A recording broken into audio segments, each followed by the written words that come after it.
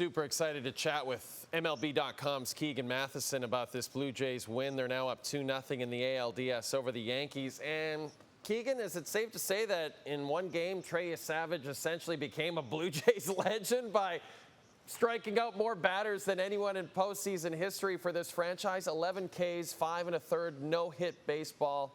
What can you say about this kid? Did you even see this coming in any way? No, that was unbelievable, Jay. We're going to be talking about this for a long, long time. 10 years from now, we could be talking about a playoff game. But was it as good as Trey Yesavage's back in 2025 in that ALDS against the Yankees? What he did tonight was truly special. And when you look at how he got here, starting out in single A, pitching against teenagers in Florida in April, to be here in the major leagues, not just as a guy getting his feet wet and learning the ropes, but as someone who's beating the Yankees in the postseason is absolutely unbelievable. One of the best development stories in this organization's history, I think, given how quickly it's happened. And man, one of the all-time postseason performances for the Toronto Blue Jays. I can't believe what he did tonight. Absolutely incredible. And as I mentioned, it was 5 1/3 no-hit innings. So, you know, they decided to pull him after 5 1/3, and obviously that was a controversial move. What did you make of the decision to pull Yesavage with the no-hitter intact? You know, at the time, it did feel a little early. John Schneider said he was talking to the veteran starters like Kevin Gausman and Max Scherzer in the dugout and said, guys, wish me luck. I'm about to go out here and get booed. And he did, but it was worth getting booed for. I think you get Yesavage out at that point. If this goes to a Game 5, which it does not look like it will, you might have Yesavage as an option, keep him protected there. And it also gave Yesavage that moment walking off the field. I think that was pretty special. He said the moment he'll remember is that curtain call. 2 curtain calls tonight. What a night. But Yesavage, the 22-year-old rookie, gets a curtain call at the end of the dugout there. He said that's the moment he'll remember.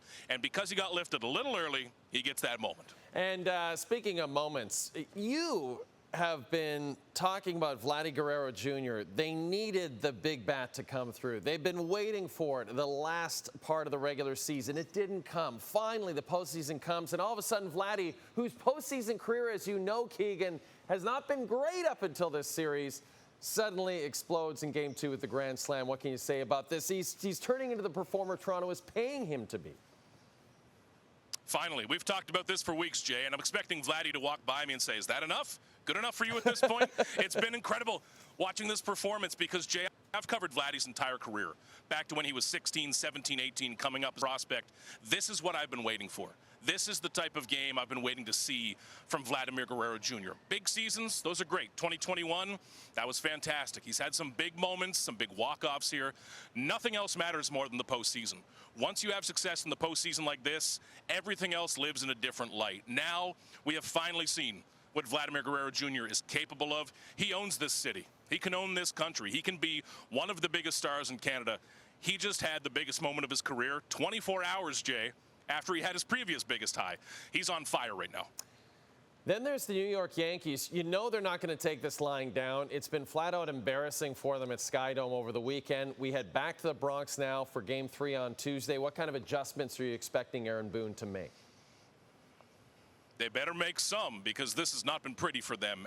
And the Yankees fans will not be happy with what they've seen. If this game starts to go in the Blue Jays' direction early, I think it could get very ugly in New York, where there's always pressure on the manager, always pressure on Aaron Boone, even though they went to the World Series last year, losing eventually. But the Yankees need to do something, because this is a complete shift in the power structure of the American League East. Those little Toronto Blue Jays, who have not given the Yankees a hard time for a long time, are one win away from eliminating them and wrecking their season. There's a lot of anxiety in New York right now. And man, oh man, New York talk radio for the next 24 hours. If you've got a few free minutes, tune in. I got to tell you, I'm actually concerned about Michael Kay at this point, but we'll let him worry about himself. I should mention these little Blue Jays have more home runs than strikeouts over the first 2 games of this series. It's incredible how well they're playing, and now the series shifting to the Bronx for Tuesday's Game 3, and Keegan will be there, and we'll chat with him after that game. Travel safe, buddy. Thank you, Jay. We'll talk then.